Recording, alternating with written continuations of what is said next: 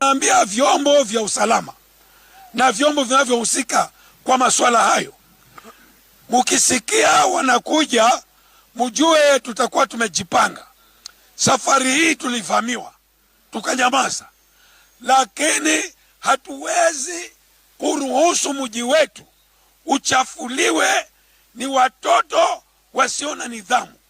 Tunakemea jambo hili kwa sababu ni kitendo ambacho kinaharibu culture yetu. Sisi kama Waafrika hatuwezi kuchukua mambo ya uzunguni kuyaleta hapa. Na mwanzilishi wa jambo hili naloitwa Summer Tides, tunakwambia ya kwamba mambo hayo kote ulikoyachukua yawe ni mwisho katika mji wa hapa Malindi. Sisi kama maaskofu tunakataa kitendo hiki. Na mwito kwa wazazi wote mahali walipo, yes, waleeni watoto wenu vizuri na mwakanye katika mambo hayo. Na wafadhili wote wanaofadhili mambo haya katika beaches zetu pia tunawakemea na kuwakataa.